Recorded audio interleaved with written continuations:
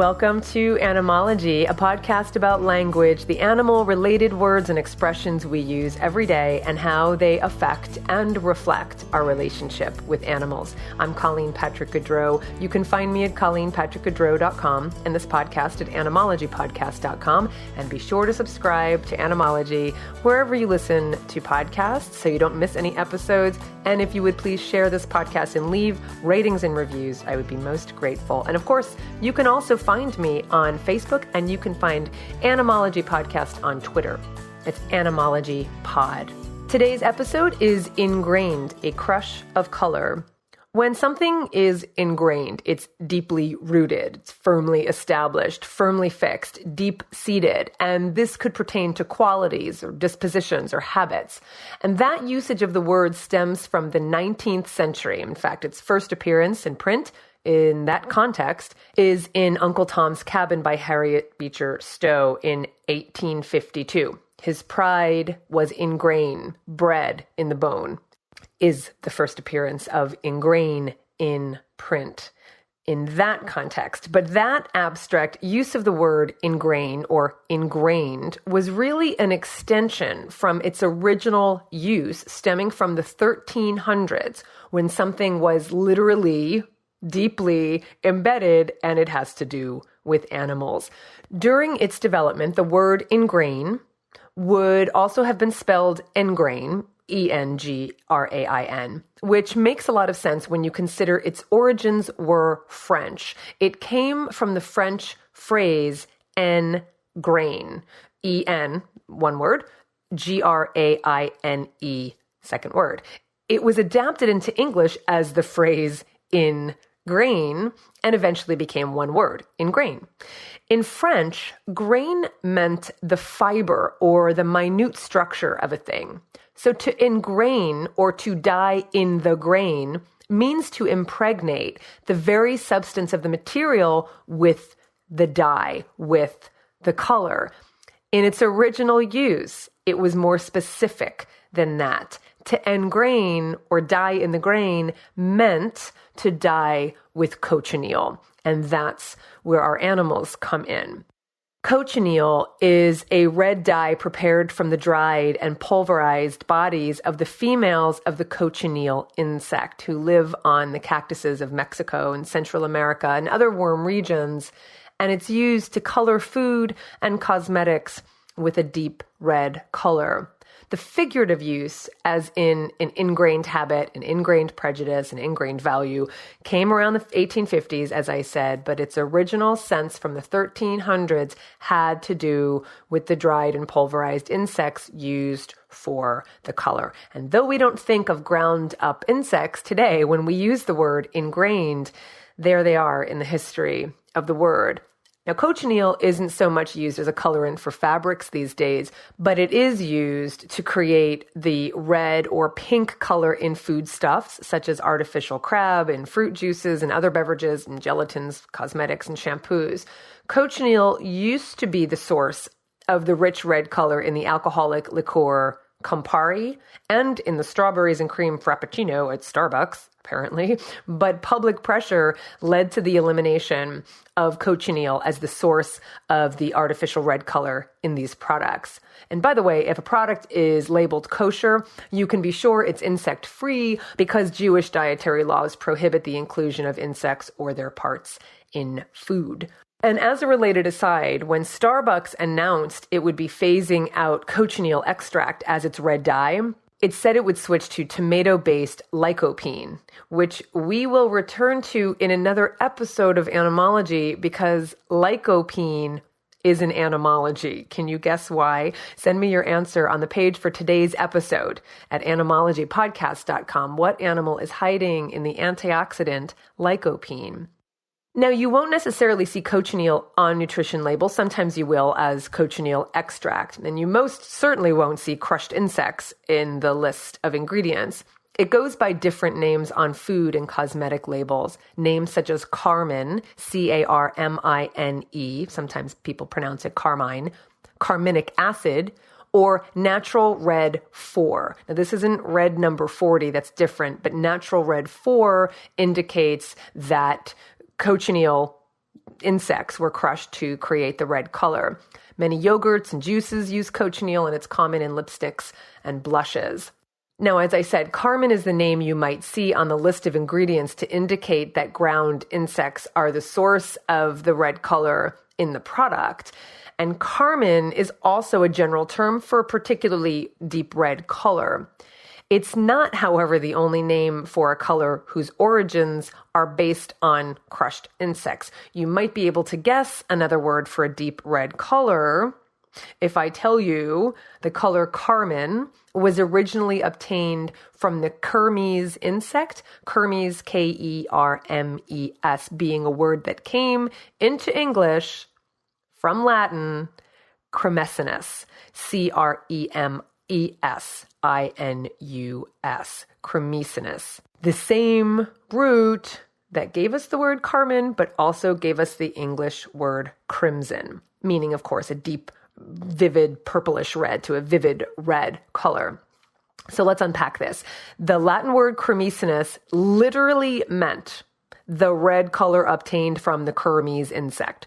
And so it is from cremesinus that we get the words carmine and crimson as the names for a deep red color, both of which are recorded in English for the first time around 1400. And both were named because the Latin word cremesinus meant the red color obtained from the Kermes insect. And we're not done yet. There are a couple more color names that have similar histories. And I want to be clear, I'll be doing an entire companion episode on the names of colors inspired by animals, by living animals, and not originating with the crushing of animals. So don't be discouraged. I wanted to separate out these episodes, but another color episode is just on the heels of this one. So if you need a boost, go listen to that one.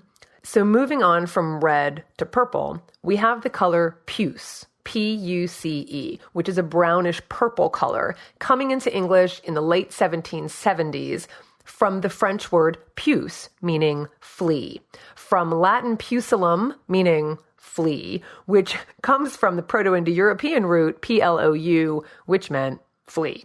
Now, if you remember from our discussion in the episode called The History of English in 10-ish Minutes, this is another example of the sound shifts that occurred from the Proto-Indo-European languages into the English language.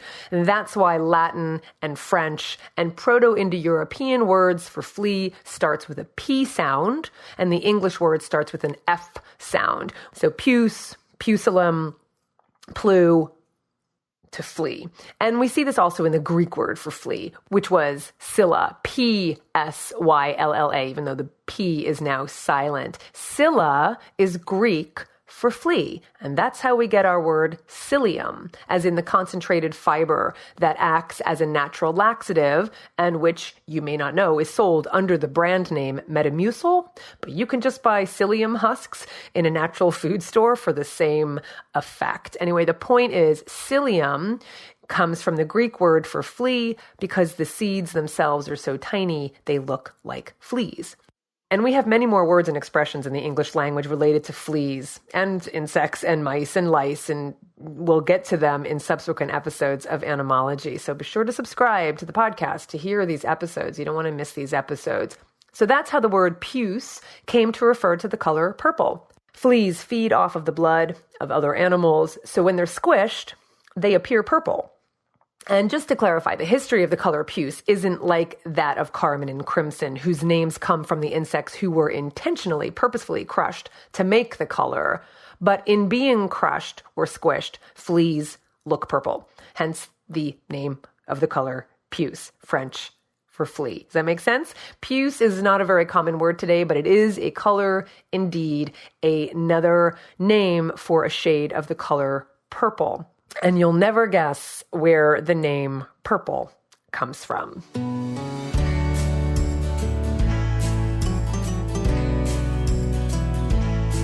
We'll return to animology in just a moment, where I will reveal the origins of the word purple, the color purple.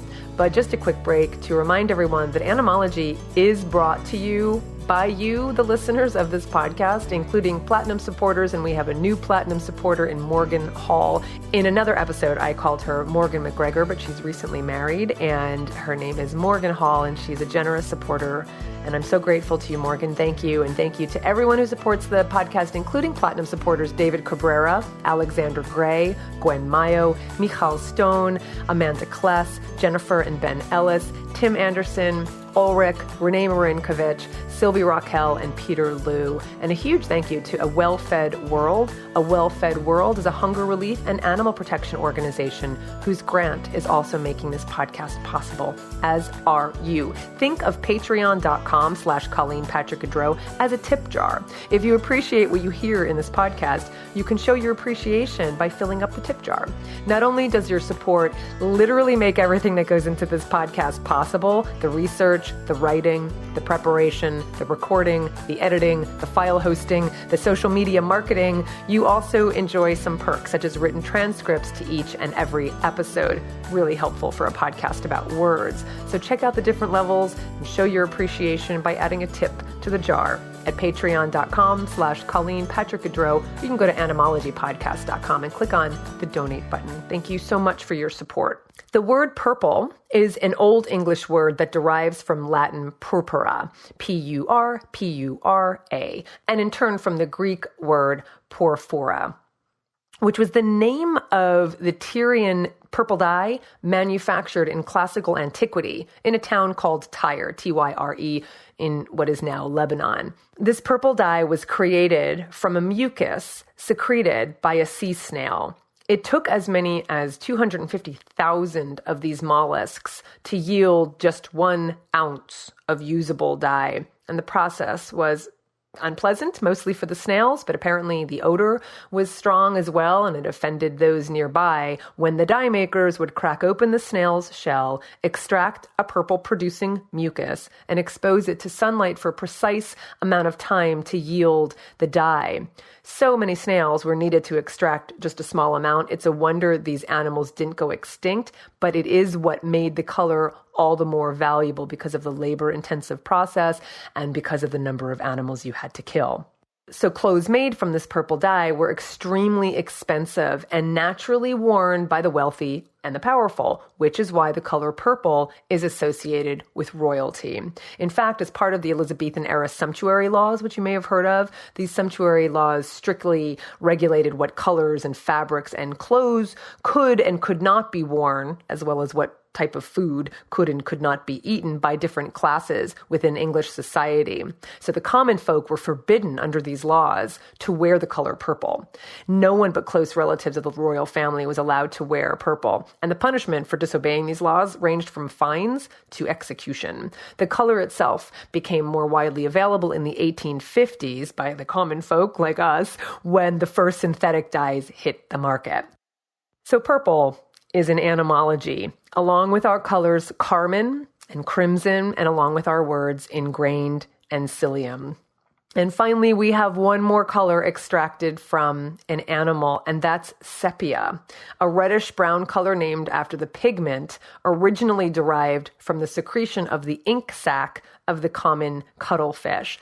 The scientific name of this species, the scientific name of the cuttlefish, is Sepia officinalis. Sepia is Greek for cuttlefish.